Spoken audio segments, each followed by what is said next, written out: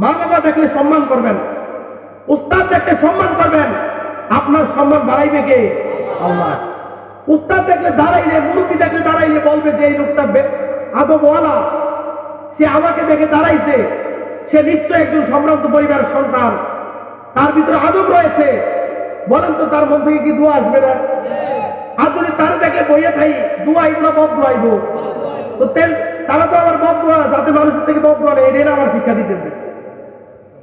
কিভাবে আমি বেয়াদ হইতে পারি সেই শিক্ষা দিতেছে। আদব যদি শিক্ষা দিত তাহলে বলতো মুরব্বী দেখলে দাঁড়ায় যা, উস্তাদ দেখলে দাঁড়ায় যা, মা বাবা দেখলে দাঁড়ায় যা। সুবহানাল্লাহ। আল্লাহ বলছেন এই মা বাবার সাথে তুমি ইহসান, উত্তম আচরণ করো। এই মা বাবা তোমার জান্নাত, এই মা বাবা তোমার জাহান্নাম। এই মা বাবা যদি তোমার প্রতি নারাজ হয়ে যায়, নারাজ হয়ে যাবেন একজন, তিনি কে? আল্লাহর কোরআন সাক্ষী দেয়, ইম্মা ইয়াবলুগান্না ইনদাকাল কিবারা আহাদুহুমা আও কিলাহুমা ফালা তাকুল লাহুমা উফফিন ওয়ালা তানহারহুমা ওয়া কুল লাহুমা কওলান কারীমা। আল্লাহু আকবার। আওয়াজে তো আসতে, আরেকবার বলেন। আল্লাহ তাআলা কুরআনুল কারীমে বলেন, ইম্মা ইয়াবলুগান্না, যখন তারা পৌঁছে যাবে, গভীর মনোযোগ, ইম্মা ইয়াবলুগান্না, যখন তারা পৌঁছে যাবে, ইনদাকাল কিবারা, তোমার নিকট যখন তারা বৃদ্ধ অবস্থায় পৌঁছে যাবে, আহাদুহুমা, তাদের কোন একজন, আও কিলাহুমা, অথবা আম্মা আব্বার মধ্যে দুজন, যখন তুমি বৃদ্ধ অবস্থায় তাদেরকে পাইবা, যদি তারা বৃদ্ধ অবস্থায় তুমি তাদেরকে পাও, তুমি বৃদ্ধ অবস্থায় পাওয়ার পরে তুমি কি করবা?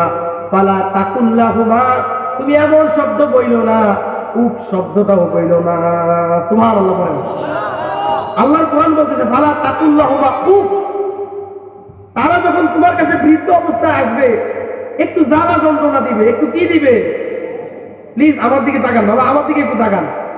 যখন তারা তোমার কাছে বৃদ্ধ অবস্থায় উপনীত হবে, যখন তুমি পাইবা তাদেরকে বৃদ্ধ অবস্থায়, বলেন তো যখন বৃদ্ধ অবস্থায় তারা একটু জ্বালা দিবে, নাম করে জ্বালা দিবে কিনা?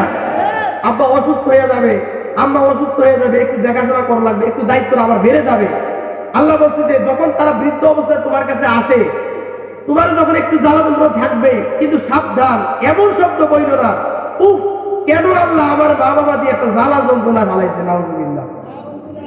তাদের জ্বালা যন্ত্রণা আমি অস্থির হয়ে গেলাম, আমি অস্থির হয়ে গেলাম তাদের জ্বালা যন্ত্রণায়।